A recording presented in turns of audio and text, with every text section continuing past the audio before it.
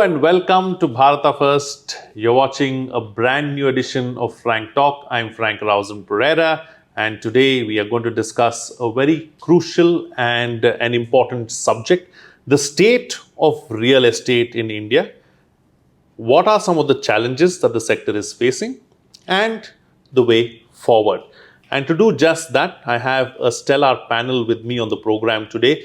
We'll take a deep dive into the real estate sector. We'll look at issues related to regulation. We'll look at aspects related to finance and also the role that an insolvency professional plays. Let me introduce my panel for the day. I have with me on the program Mr. Sanjay Bhoosreddy, who's the chairman, UP Real Estate Regulatory Authority. Also with us today is Mr. M. Nagaraj, Director, Corporate Planning, Housing and Urban Development Corporation, and Anil Kohli, Insolvency Professional, Founder, ARCK Resolution Professionals. Thank you, gentlemen, for joining me on the program and being here today with us. And let's dive right into the discussion. And let me start with you, Sanjay ji. Let's first try and understand really as far as your role as chairman of RERA. It has been a big achievement really as far as RERA is concerned. It has come into being for some years now and several things have been achieved.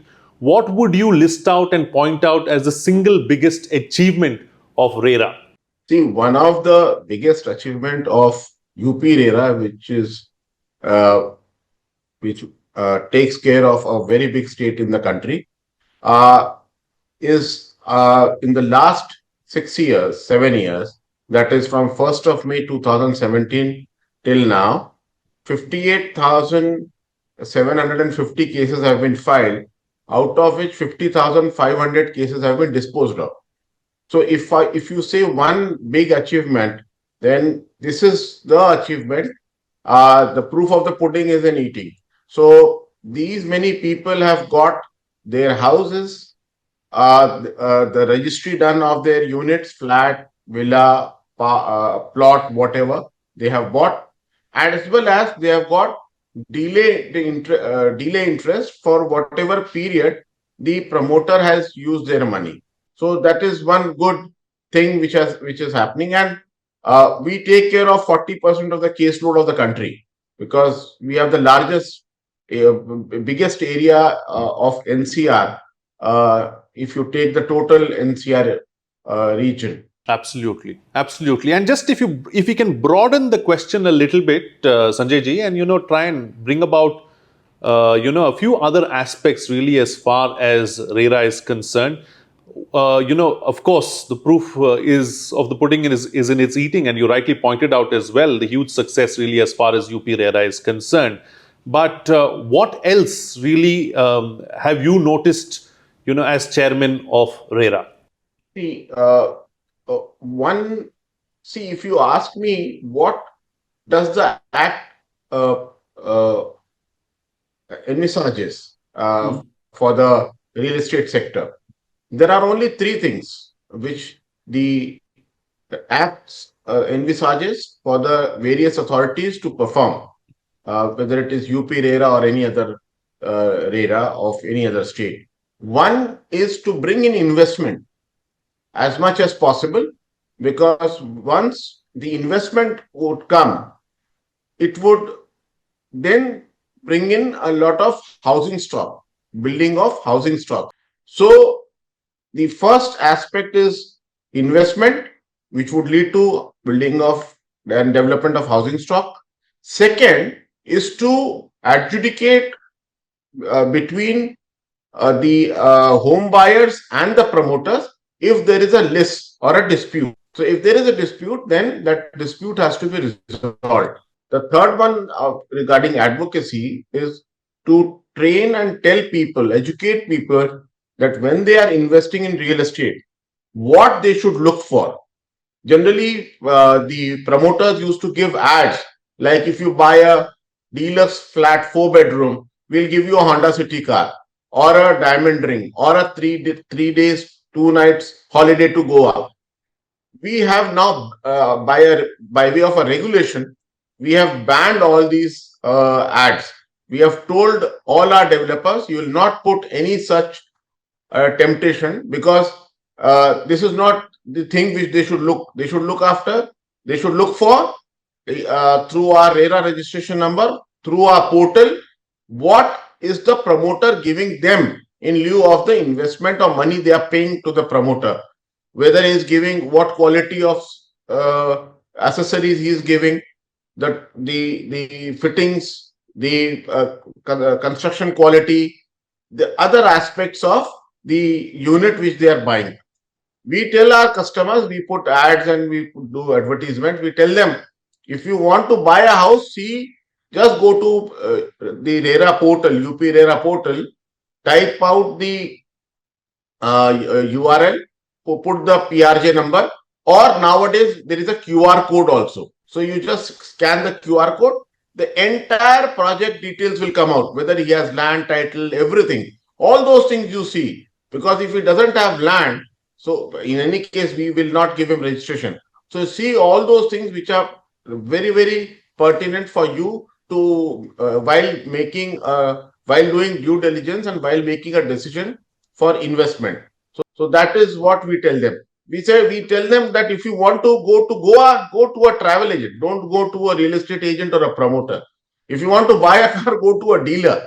If you want to buy a diamond ring, go to a jeweler. So now we have started educating, and you will find that post 2023, there would be no ad with such temptations. Wonderful. Wonderful. Then let me take the discussion forward now. I have with me also Mr. M. Nagaraj. Nagaraj, let's bring in HUDCO into the picture. We're talking about financing and, that being an important aspect really as far as the real estate sector is concerned. So what are the key priorities really as far as HUDCO is concerned? What stands out? Basically, HUDCO is a financial institution. We have been in the service for almost 55 years, more than that. Our main motto is social profitability with social justice. That means we are not bothered for any profit at all. We want to ensure that in country we progress, everybody will have an house and their roof over a head. So that is our concept. So we've been financing housing. From housing, we moved on to infrastructure now. So we're an infrastructure finance company with a balance sheet size of 1,35,000 crores.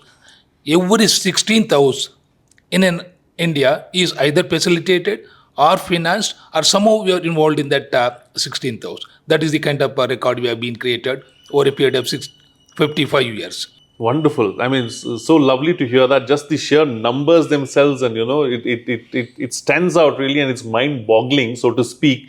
But and also every 16th house being financed or funded by some way by HUDCO is another great point that you made, and is talks about the immense potential and the immense progress it provides really as far as real estate is concerned.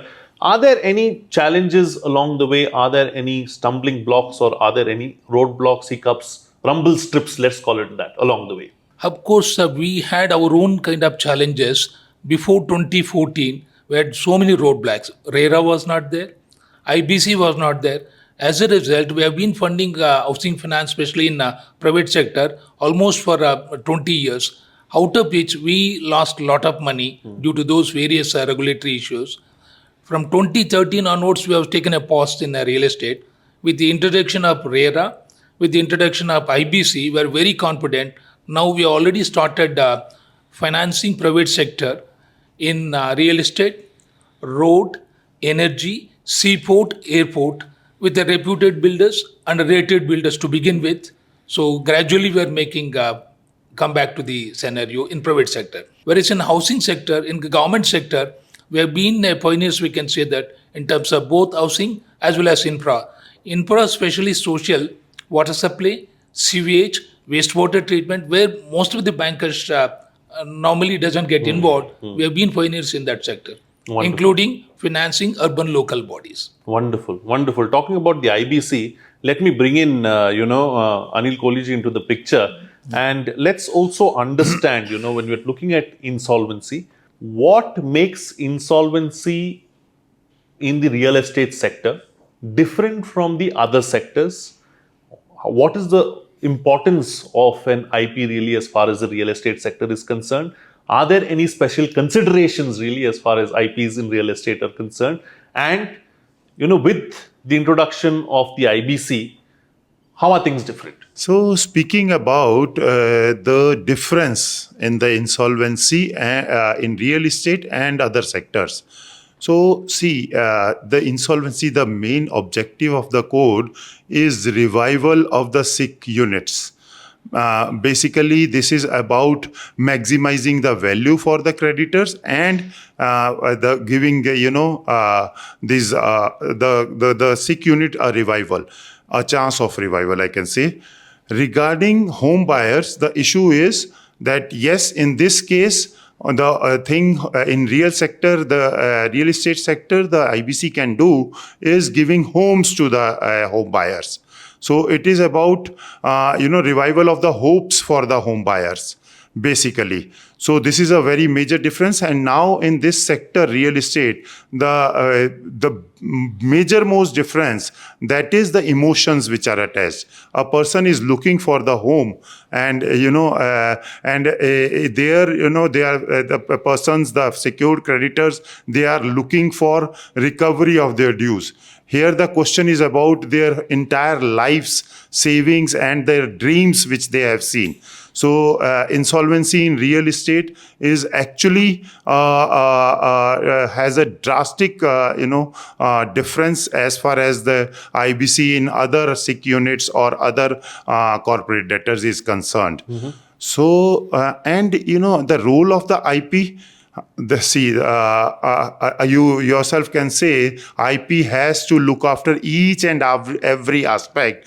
The builder leaves the project in a chaos. There are certain very false kind of commitments made by him, and also on the picture about the project, like even the land itself, which he has projected that homes are going to be built itself, may be sometimes not even existent, and may have some disputes. So IP is to somehow bring the things to the best possible scenario. Like if the land is there, sometimes we see that the land, the lease has expired or has been terminated, the authorities' dues are not paid. It starts from there. So first of all, you have to create that background where you can build their dreams. So then it starts from there. Then he has to look for investors who can come in such a chaotic situation, and where there is a scope for the investor, it's okay, fine, he has some unsold inventory, he will look for coming into.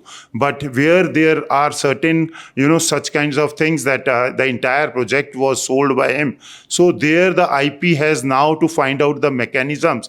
Like sometimes we even look for how we can enhance the FAR, how could we build up value, how can we do something that to offer to the resolution applicant who can come in and to the safeguard of the home buyers.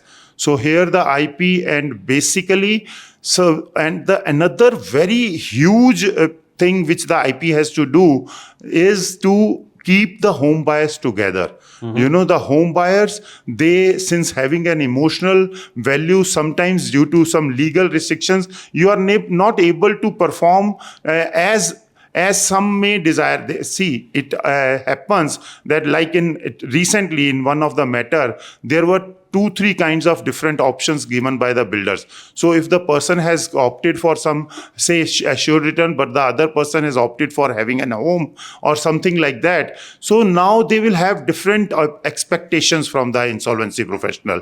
Some people who are there in the looking for something else in the project, like maybe some part is the commercial thing there, so they may have another interest. So bringing all these people together, all the home buyers together, and to the extent home buyers even they have sometimes politically they like these associations of home buyers. Sometimes there are certain political motivation also for some people to remain in their in that post, and then 2-3 associations are there and they have different interest, and and trying to trying to put in forth their position and getting the RP to agree to what they are looking for. So these all coordination, that is a balancing between the home buyers and taking the process forward, is the major most job of the IRP in home buyers project cases. Absolutely. Absolutely. Thank you for so beautifully elaborating the process to us and exactly pointing out as to how things stand as far as the IP is concerned. Talking about another aspect, let's talk about some of the challenges, some of the bottlenecks really along the way that need to be addressed or that are causing some kind of a stir or a hiccup. That is one. And what are some of the necessary reforms that are required? See, the act which has been passed by the parliament is a beautiful start. But when we implement the act, and now we have the experience of last 7-8 years, we find that there are some minor amendments required which would plug the loopholes, because of which these promoters, they take advantage in terms of the type of agreements which should be there between a landowner and a promoter, because many a times the promoter has money, but he doesn't have land. The land is owned by somebody else. There has to be a proper joint development agreement or a collaboration agreement.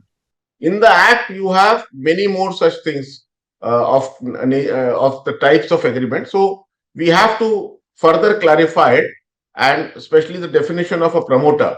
In that also there is some minor amendments required. But even in the given situation, we are able to do justice.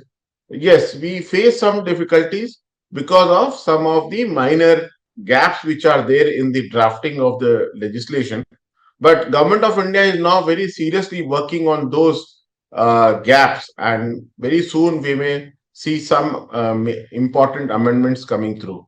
Nagaraji, I'm going to come back to you now. We were talking about bottlenecks and reforms, and Sanjay ji was talking about that aspect as well.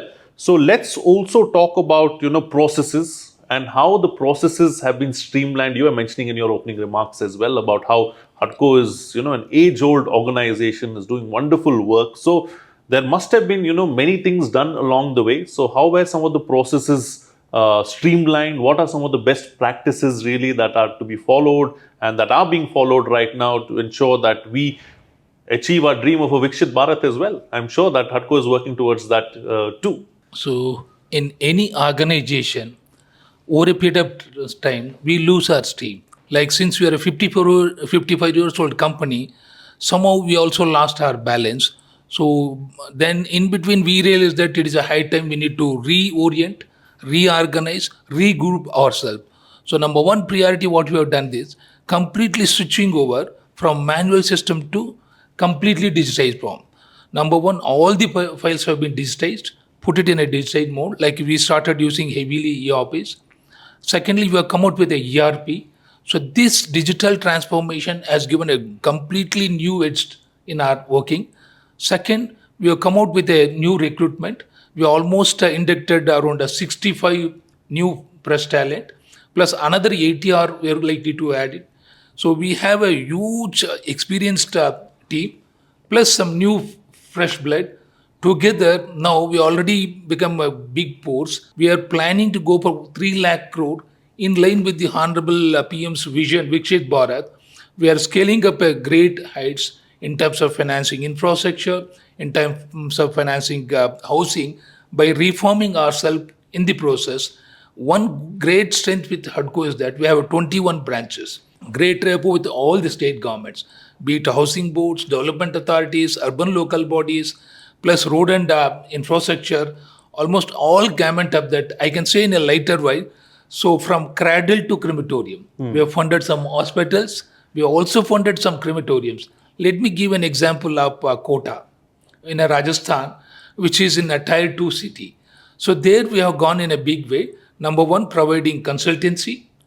Number two, also giving a capacity building to the existing ULBs and all. Number three, also financing. Here we have come out with the water supply schemes, We come out with a rejuvenation of parks and water bodies.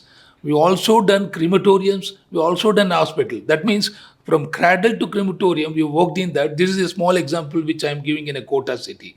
Similarly, we have done in many areas Jal Jeevan Mission, Amrit schemes, Pradhan Mantri Awas Yojana, smart cities, metros, RTS. We are into gamut of operations. Our vision is that work in line with the government of India. So move in the same direction. See that vision of Vikshit Bharat is achieved. We are one of the pillars we would like to be. Absolutely. I think a strong pillar, not just a pillar, but a very strong pillar and going in the right direction really as far as that is concerned.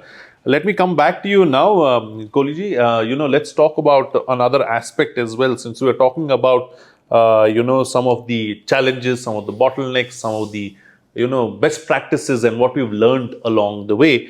Let's also understand really as an IP, because an IP, like you pointed out in your opening remarks as well, plays a very crucial role as far as the real estate sector is concerned. Just like finance is important, just like regulation is important, this also becomes a very crucial aspect and an element. So what are some of the major hurdles or major challenges along the way in trying to bring about a successful resolution? So, as I was speaking earlier also, basically the challenges start from, first of all, like authority. In most of the cases, you will find the authorities have given, in UP specifically, the authorities have given the property on lease.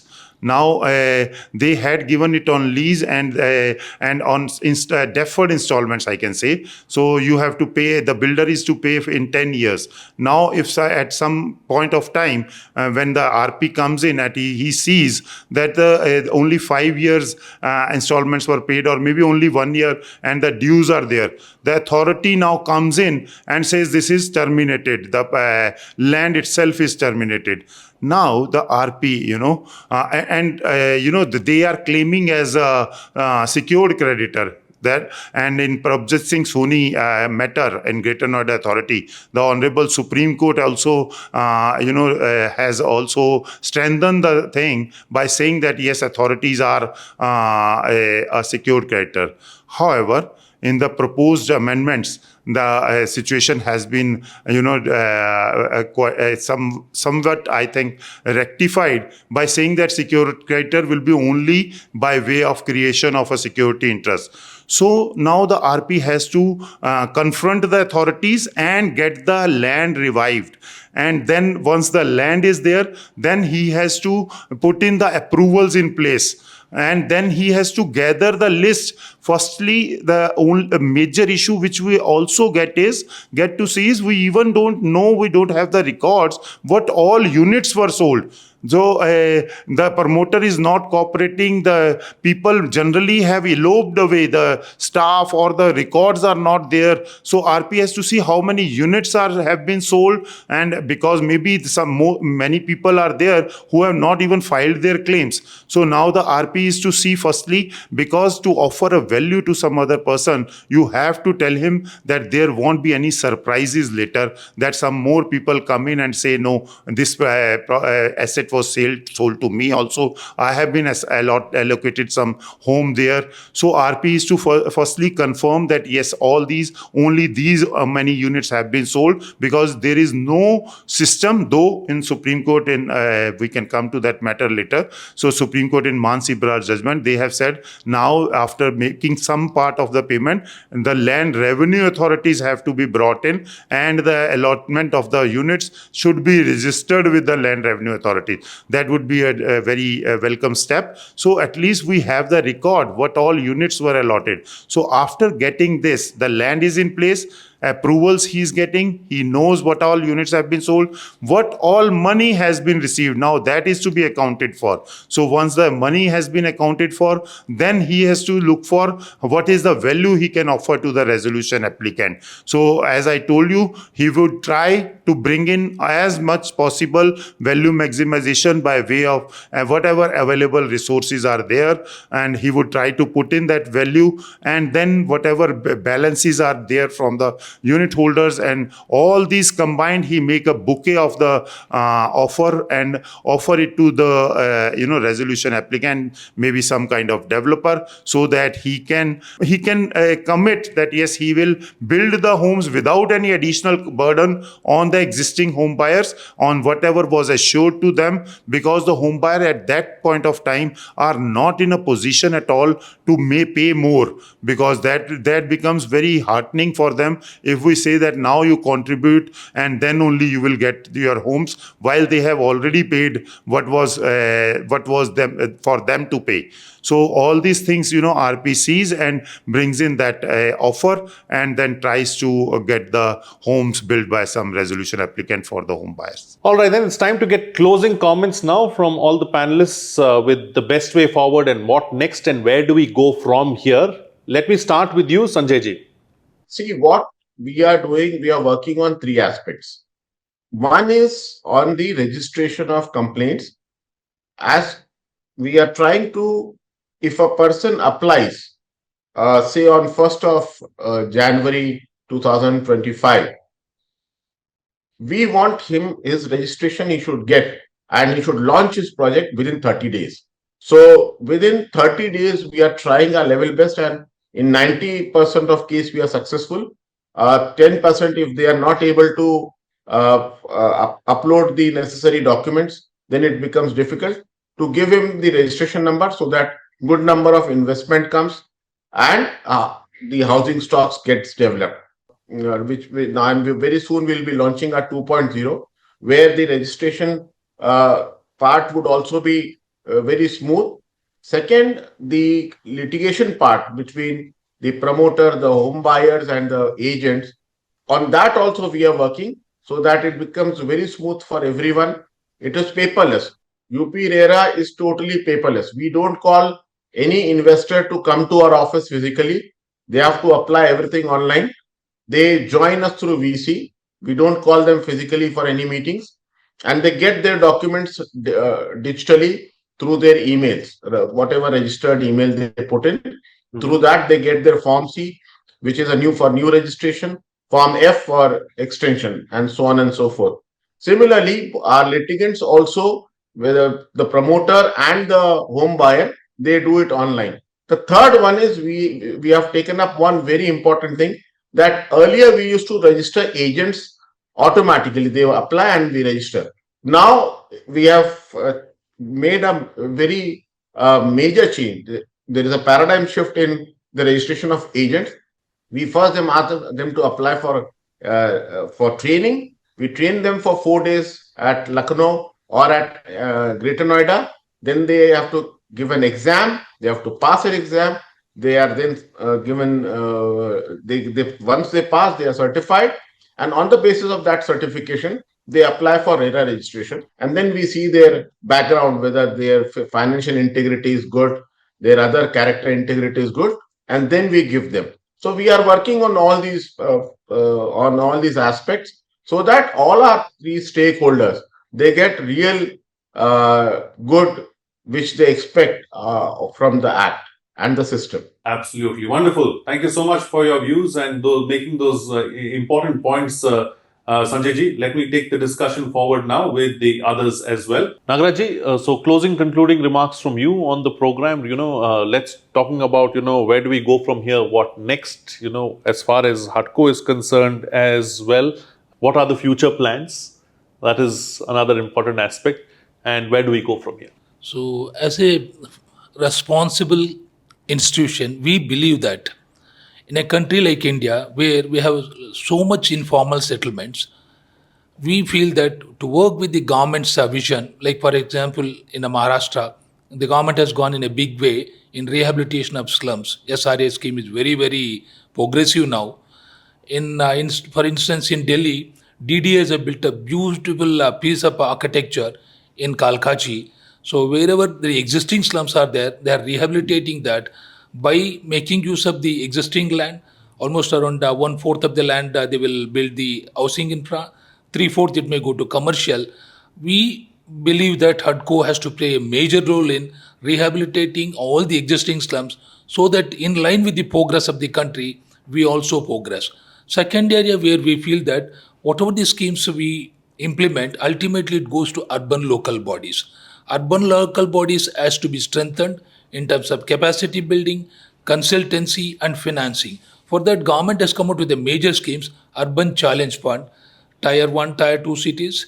And as for a smaller ULBs, government has come out with Credit Guarantee Fund. So many schemes have come. So now 1 lakh crores have been allocated for Urban Challenge Fund, which will which will result into 4 lakh crores of investment. This is the greatest scheme government has come out with. HUDCO is very keen to become a partner and work in line with the vision so that we will reach a next destination, developed country. Thank you so much. Absolutely. Talking about a developed country and reaching the next destination, as far as the IBC is concerned as well, Anil Kohli, we brought about the amendments. Of course, it's with the select committee now. We'll have to wait and see what exactly is implemented and what not, and what shape it really takes.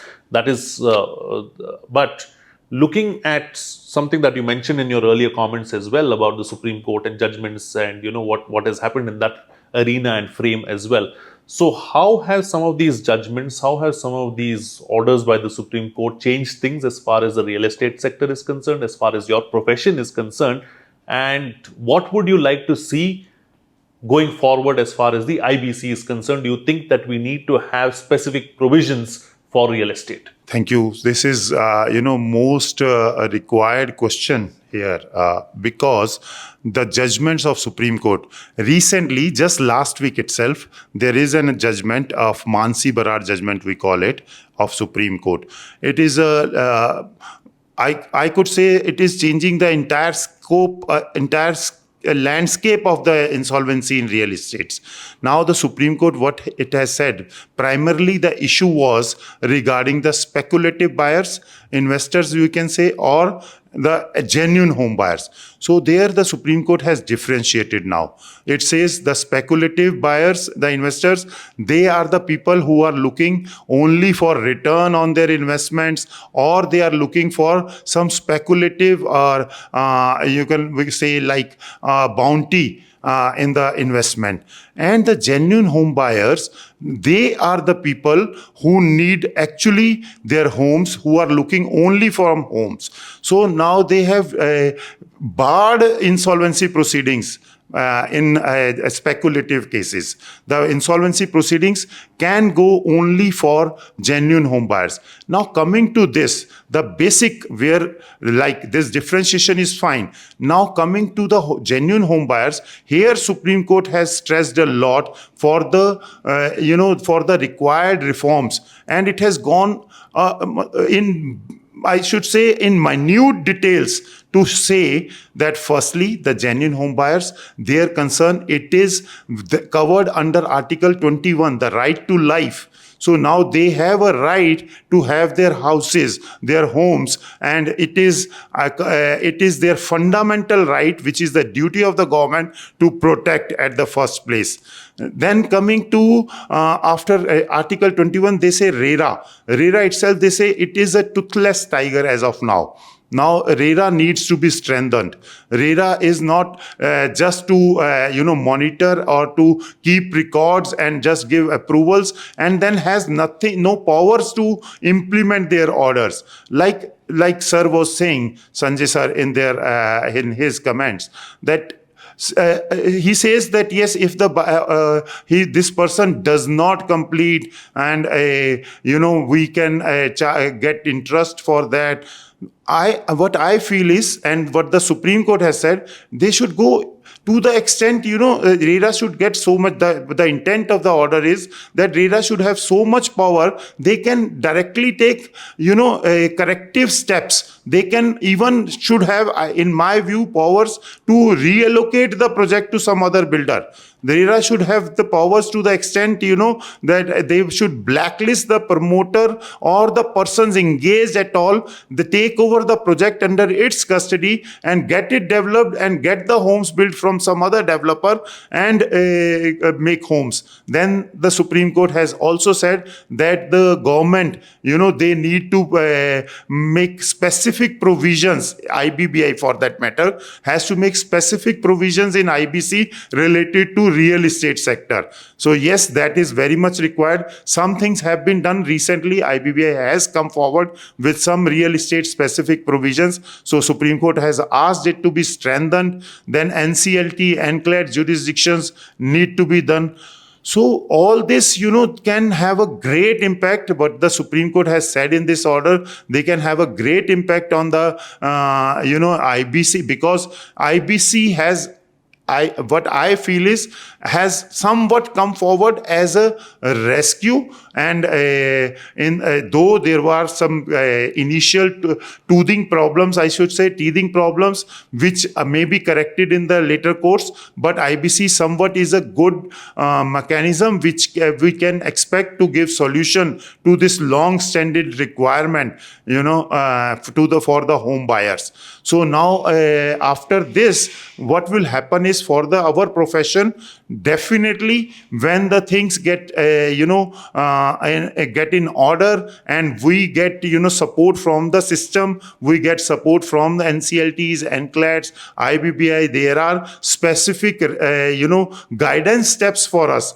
The profession definitely grows, and we would be able to, sometimes we are even restricted that there are certain requirements but we are not able to perform, like this reverse CRP. Reverse CRP is something which is not there in law, but this has been developed by our professional friends or the judiciary, that let the resolution professional himself help in pool with the home buyers and get their homes built. Some things like that may be experimented. The Supreme Court has also very categorically barred insolvency of real estate against the corporate debtor. They say it should be project-wise only, so that the genuine home buyers do not suffer. Because in one of my matter, I saw that people had got their homes, but they were facing so much issues because they did not have the registrations, because the occupancy certificate was not there. Right. So now the RP was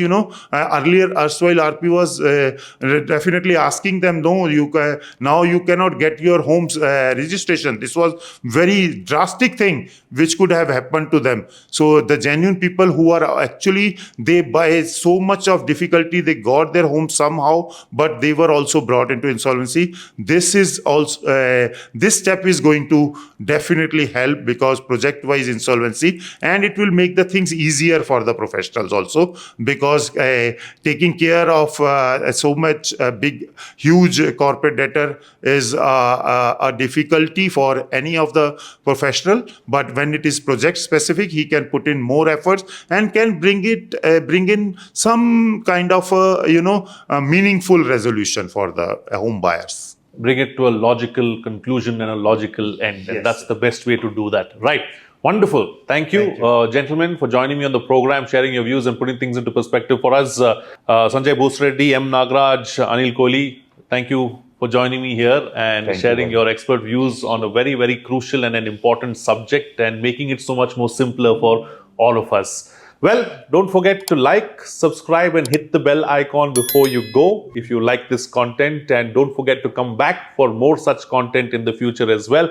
For now, this is Frank Rausan Pereira signing off.